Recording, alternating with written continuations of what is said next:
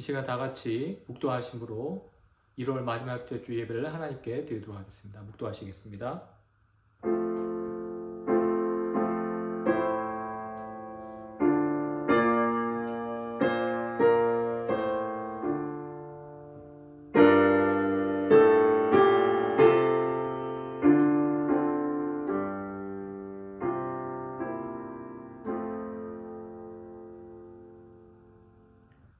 살아계신 하나님 아버지 감사합니다. 거룩한 주일 한파로 인해 사랑하는 우리 믿음의 성도들이 함께 모여 예배드리지 못하고 각 처소에서 각 가정에서 하나님 앞에 예배드립니다.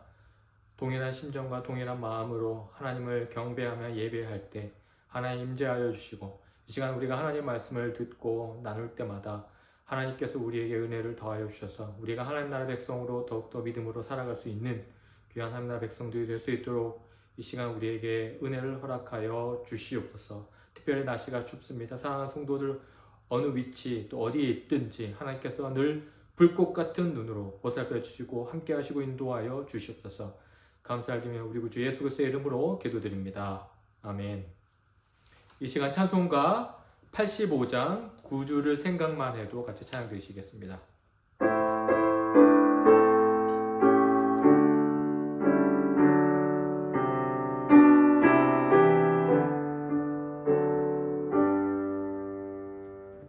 구주를 생각만 해도 이렇게 좋거든. 주 얼굴 배울 때에야 얼마나 좋으랴. 만민의 구주 예수의 귀하신 이름은 천지에 있는 이름 중 이할 데 없도다.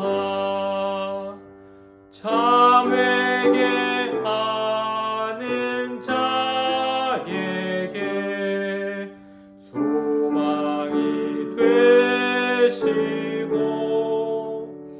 구하고 찾는 자에게 기쁨이 되신다. 예수의 넓은 사랑을 어찌다 말하랴. 주 사랑 받은 사람만 그 사랑 알도다. 사랑의 구주 예수여 내 기쁨 되시고 이제로부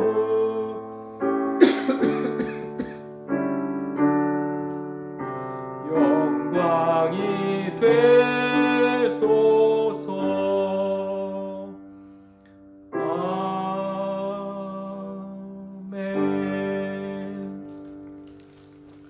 오늘 같이 나눌 말씀은 요한복음 2장 12절부터 25절 말씀입니다. 요한복음 2장 12절부터 25절 말씀 제가 교독하도록 하겠습니다. 그 후에 예수께서 그 어머니와 형제들과 제자들과 함께 가버나움으로 내려가셨으나 거기에 여러 날 계시지는 아니하시니라. 유대인의 유월절이 가까운지라 예수께서 예루살렘으로 올라가셨더니 성전 안에서 소와 양과 비둘기 파는 사람들과 돈 바꾸는 사람들이 앉아있는 것을 보시고 노끈으로 채찍을 만드사 양이나 소를 다 성전에서 내쫓으시고 돈 바꾸는 사람들의 돈을 쏟으시며 상을 엎으시고 비둘기 파는 사람들에게 이르시되 이것을 여기서 가져가라. 내 아버지의 집으로 장사하는 집을 만들지 말라 하시니 제자들이 성경 말씀에 주의 전을 사모하는 열심이 나를 삼키리라 한 것을 기억하더라. 이에 유대인들이 대답하여 예수께 말하기를 내가 이런 일을 행하니 무슨 표적을 우리에게 보이겠느냐. 예수께서 대답하여 이르시되 너희가 이 성전을 헐라 내가 사흘 동안에 일으키리라. 유대인들이 이르되 이 성전은 46년 동안에 지었거늘 내가 3일 동안에 일으키겠냐 하더라. 그러나 예수는 성정된 자기 육체를 가리켜 말씀하신 것이라. 죽은 자 가운데서 살아나신 후에야 제자들이 이 말씀하신 것을 기억하고 성경과 예수께서 하신 말씀을 믿었더라. 6월절에 예수께서 예루살렘에 계시니 많은 사람이 그의 행하시는 표적을 보고 그의 이름을 믿었으나 예수는 그의 몸을 그들에게 의탁하지 아니하셨으니 이는 친히 모든 사람을 아시며 또 사람에 대하여 누구의 증언도 받으실 필요가 없었으니 이는 그가 친히 사람의 속에 있는 것을 아셨음이니라. 아멘. 오늘은 여러분들이 익히 많이 들어보셨던 말씀 중에 한 부분입니다. 아마도 성전 정화 사건이라고 많이 알려진 본문을 같이 말씀을 나누려고 합니다. 방금 제가 읽었던 것처럼 예수님께서 성전에 가셔서 제사를 위해 짐승을 파는 곳에서 짐승을 내쫓으시고 사고 파는 테이블을 엎으시는 장면이 오늘 중요한 장면이죠. 우리가 쉽게 상상해 볼 수 있는 장면입니다. 아마 영화로 만든다면 화가 난 예수님께서 의분을 가진 채로 제사를 위해 양들 또 소들을 가둔 그 울타리를 부수고 양들과 소들을 그곳에서 내쫓으시고 상인들은 화를 내고 제사를 위한 짐승을 사러 온 사람들은 당황하는 모습을 아마 우리는 상상해 볼 수 있을 것입니다. 저는 오늘 말씀을 준비하면서 이런 생각이 들었습니다. 성전을 정화한다는 것 자체가 혹시 모순은 아닌가? 왜냐하면 이 성전이라는 말 그대로 성전은 거룩한 예배 초소를 가리킵니다. 하지만 유대인들에게는 이것보다 더 큰 의미를 가지고 있죠. 성전은 거룩하신 하나님이 임재하시는 공간입니다. 그 성전이 있어야 하나님이 그들을 지키시고 보호해 주신다는 믿음이 있는 공간이죠. 그런 거룩한 공간을 정화한다는 것이 언어적으로 말이 안 된다는 생각을 해봤습니다. 원래 절대 거룩한 곳을 어떻게 더 거룩하게 만든다는 것일까? 라는 질문을 하게 되었습니다. 오늘 우리가 읽은 본문 16절을 보시면 이렇게 말씀합니다. 제가 다시 한번 읽어보겠습니다. 비둘기 파는 사람들에게 이르시되 이것을 여기서 가져가라. 내 아버지의 집으로 장사하는 집을 만들지 말라 하시니 내 아버지의 집으로 장사하는 집을 만들지 말라는 말씀을 예수님이 하십니다. 여기까지 읽으면 우리는 이런 생각을 해볼 수 있습니다. 예수님이 성전을 정화하려고 하시는 것이 맞지 않는가? 라는 생각을 해볼 수 있죠. 성전 안에서 제물을 파는 것이 불법인가? 꼭 그렇지는 않습니다. 생각해 보십시오. 6월절과 같은 절기에서 이스라엘 사람들이 각 도시에서 흠 없는 제물을 먼 거리를 가지고 오는 것이 쉬운 일일까요? 그렇지 않습니다. 따라서 흠 없는 제물을 성전에서 구입하는 것은 오히려 멀리서 제사 드리러 오는 유대인들을 위한 배려라고 생각할 수 있습니다. 따라서 단순히 상업활동을 하는 것이 나쁜 일이라고 볼 것은 아니죠. 그렇다면 무엇이 문제입니까? 오늘 우리가 읽은 요한복음에서는 예수님의 상을 엎은 위치를 정확하게 말씀하지는 않습니다. 하지만 공관복음에서는 이 위치를 이방인의 뜰이라고 명확하게 언급합니다. 그러니까 이방인의 뜰이라는 곳은 하나님을 믿는 이방인들이 뭐 하는 곳입니까? 하나님께 기도하는 공간입니다.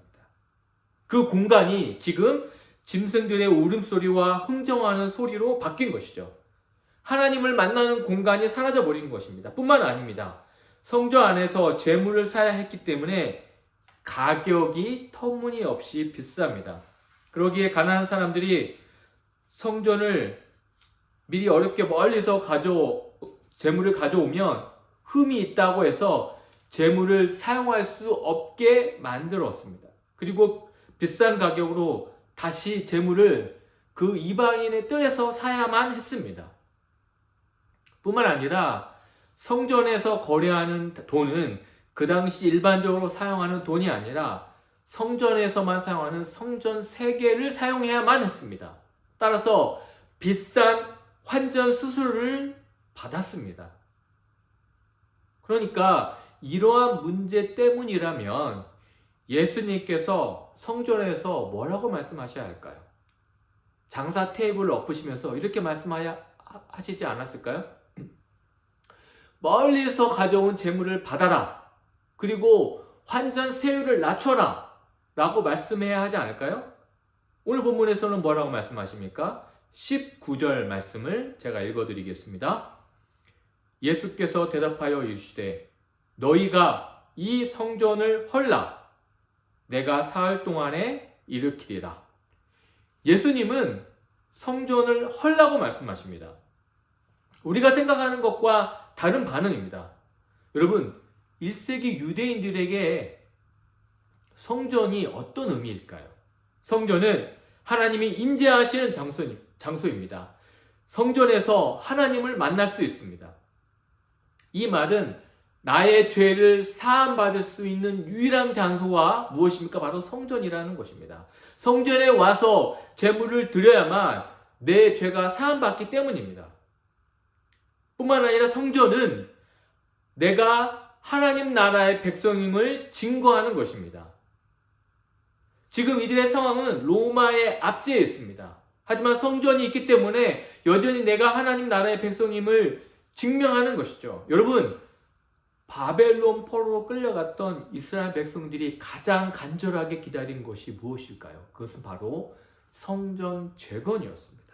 성전을 잃어버리는 것은 이스라엘 백성들에게 나라를 잃어버린 것과 같습니다. 하나님을 잃어버리는 것이고 하나님과 약속했던 언약을 잃어버리는 것입니다. 실제로 예수님이 탄생하시기 전에 기원전 2세기경에 마카비 가문에서 혁명을 일으켰습니다. 그 이유는 이스라엘 성전에 로마 군인들이 그 이스라엘 성전에 제우스 신상을 세우고 돼지를 제단에 제물로 바치는 일이 있었습니다. 그리고 율법서를 다 소각하고 할례를 금지하며 안식일을 금지했습니다. 그런데 이 마카비 가문 중에 제사장 출신 중에 마따디아라는 사람이 있었습니다. 그 사람이 혁명을 일으킨 것이죠. 그래서 성전에 세운 제우스 신을 부수고 헬라식 제단도 부쉈습니다. 그리고 성전을 다시 탈환했습니다. 그리고 더럽혀진 성전을 재건했죠. 이 사건이 바로 여러분들도 잘 아시는 하누카의 기원입니다. 지금도 하누카를 이스라엘 사람들은 드리죠. 이렇게 어렵게 성전을 되찾았는데 이 되찾은 성전을 헐라는 말을 지금 예수님이 하시는 것입니다. 여러분, 이 말을 들었던 유대인들의 심정이 어땠을까요?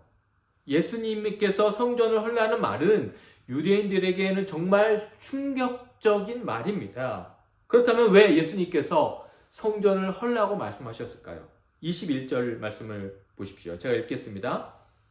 그러나 예수는 성전된 자기 육체를 가리켜 말씀하신 것이라. 원래 성전은 하나님이 임재하시는 곳입니다. 그런데 이제 성전이 건물이 아니라 예수님 자기 자신이라고 하십니다. 예수님이 성전을 하려고 말씀하시는 까닭은 이 성전의 정의를 바꾸는 것이죠.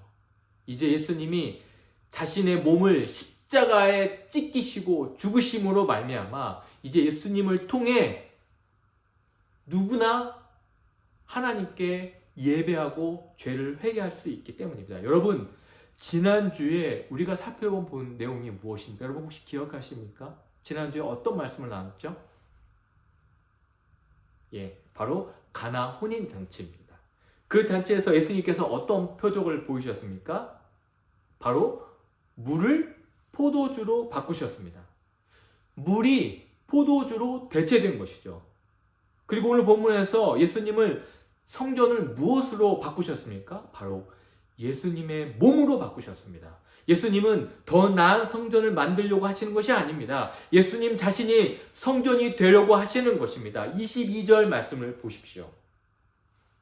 죽은 자 가운데서 살아나신 후에야 제자들이 이 말씀하신 것을 기억하고 성경과 예수께서 하신 말씀을 믿었더라.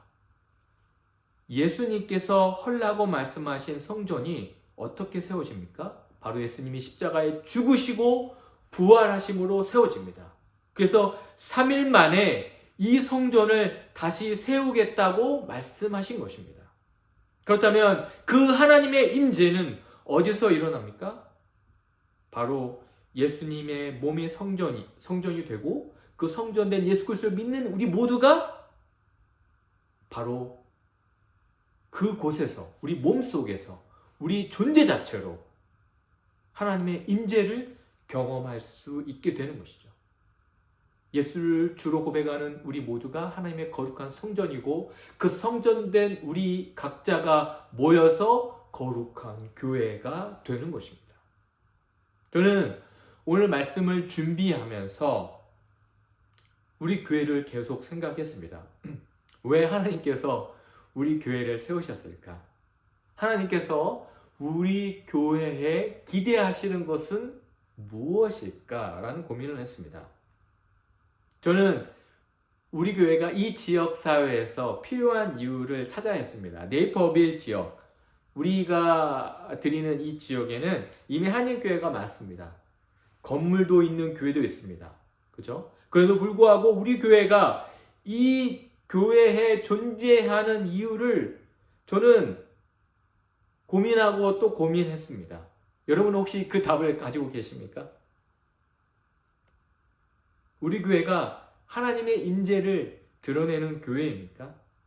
우리 교회가 이 지역 사회에서 필요한 교회가 되기 위해서 우리 교회가 준비할 것은 무엇일까요? 우리 교회가 갖춰야 할 것은 무엇일까요? 돈입니까? 건물입니까? 아닙니다. 물론 돈이 필요합니다. 건물도 있으면 좋습니다. 하지만 하나님이 교회에 기대하시는 것은 이런 것이 아니죠. 그럼 무엇일까요?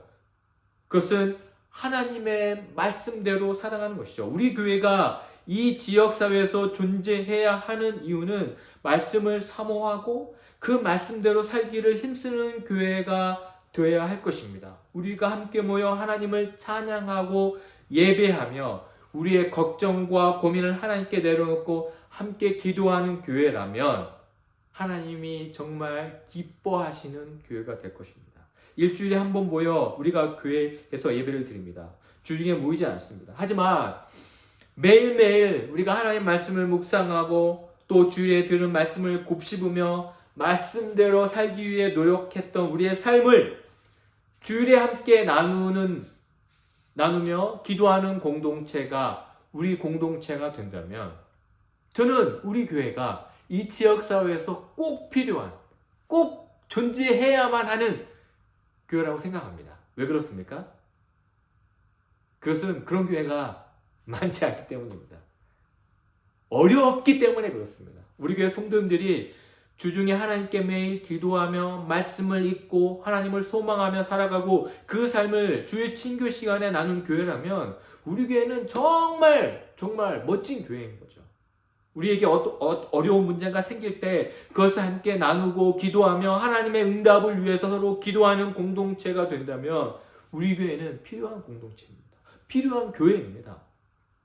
예수님께서 피값으로 세우신 교회된 우리가 매일매일 말씀을 사모하고 하나님을 찬양하며 서로 사랑하는 공동체가 된다면 하나님이 기뻐하실 것입니다.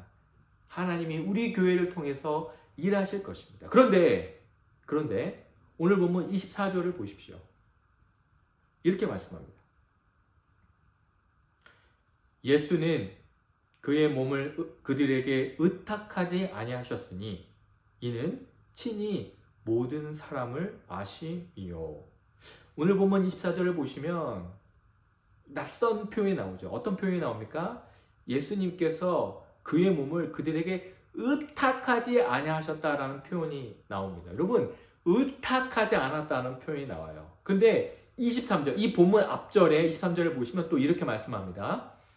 6월절에 예수께서 예루살렘에 계시니 많은 사람이 그의 행하시는 표적을 보고 그의 이름을 믿었으나 라고 말씀합니다. 여러분, 23절에서 많은 사람이 예수를 믿었다라는 표현이 나와요. 그런데 24절에서는 의탁하지 아니었다는 표현이 나옵니다. 그런데 헬라어로 보면요, 23절을 믿었다는 동사와 24절에 의탁하지 않았다는 동사가 같은 단어입니다. 무슨 단어일까요? 믿음이라는 단어입니다. 그러니까 23절과 24절을 보시면 사람들이 예수님을 믿었으나 예수님은 그들을 믿지 않았다라는 의미입니다. 왜? 예수님께서 그들을 믿지 못했을까요? 24절 마지막에 이렇게 말씀합니다. 친히 모든 사람을 아신다라고 말씀합니다. 또한 25절에 이렇게 말씀합니다. 또 사람에 대하여 누구의 증언도 받으실 필요가 없었으니 이는 그가 친히 사람의 속에 있는 것을 아셨음이니라. 25절에서는 좀 더 구체적으로 사람의 속에 있는 것을 아신다라고 말씀합니다. 여러분, 왜 제가 말씀을 묵상하고 기도하는 교회가 되어야 한다고 강조할까요? 그것은요, 예수님은 우리의 모든 것을 다 아시기 때문입니다. 여러분, 믿음은 특별한 사건으로 성숙해지는 것이 아니라 매일매일 예수님과의 인격적인 관계로 성숙하며 성장하는 것입니다. 우리 교회가 진짜 건강한 교회, 좋은 교회가 되려면 우리가 예수님과의 인격적인 관계로 들어가야 하는 것이죠. 예수님과 인격적인 관계를 맺지 못하면 아무리 표적을 믿어도 그것은 믿는 것이 아닙니다. 여러분은 대통령을 압니다. 현재 미국 대통령 모르는 우리 교회 성도님이 혹시 계십니까? 없습니다.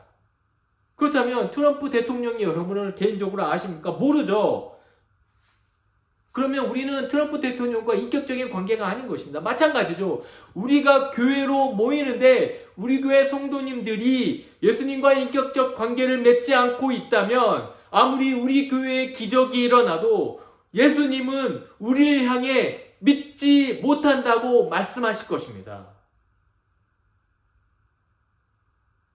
하나님이 사랑하시는 우리 귀한 성도 여러분, 오늘 본문은 성전 정화 사건이 아닙니다.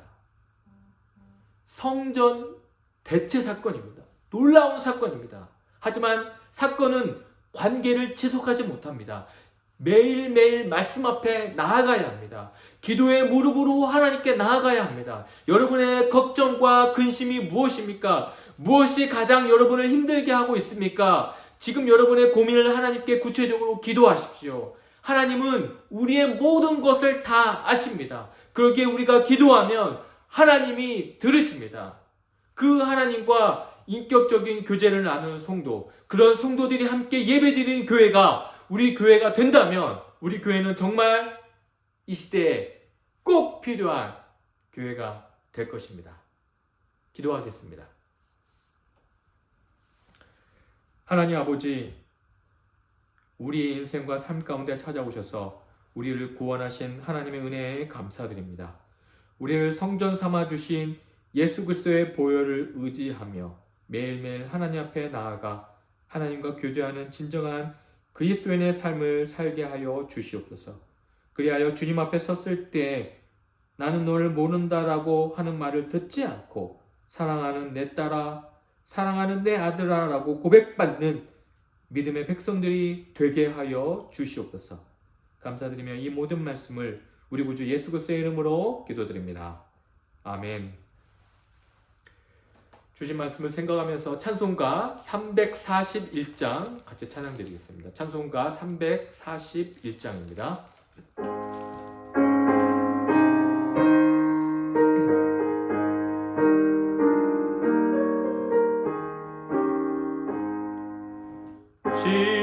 십자가를 내가 지고 주를 따라갑니다.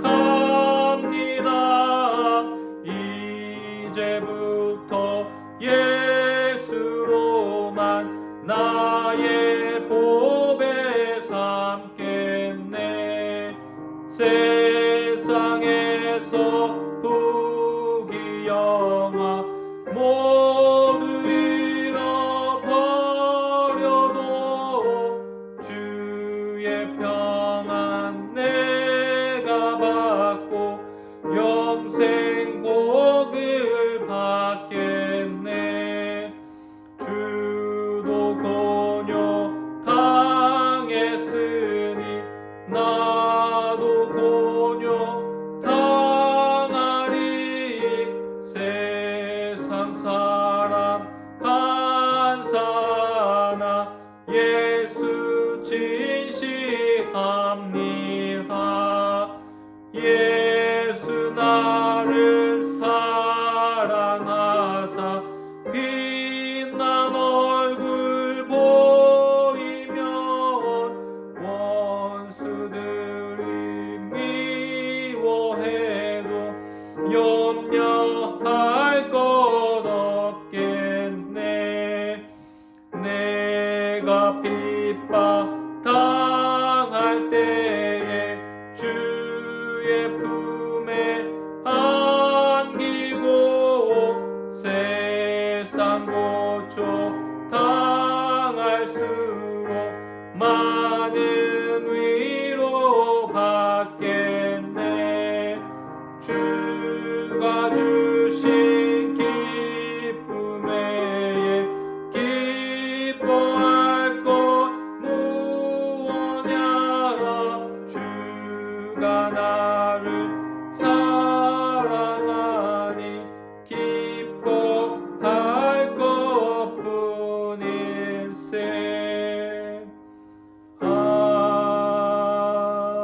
아멘.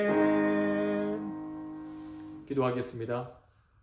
이제는 우리 구주 예수 그리스도의 은혜와 아버지 하나님의 무한하신 사랑하심과 성령님의 교통하심이 십자가에서 자기 몸을 찢으시고 부활하신 예수 그리스도의 성전된 우리가 이 땅에서 하나님과 동행하며 하나님 말씀대로 살아가기를 소망하는 성도들을 위해, 그리하여 하나님이 보시기에 아름다운 교회, 건강한 교회, 주님 앞에 섰을 때 사랑하는 내 딸아, 사랑하는 내 아들아라고 고백받는 믿음의 백성들에게 되기를 소망하는 사랑하는 성도들 위해 지금부터 영원토록 항상 함께 하시기를 간절히 축원하옵나이다. 아멘.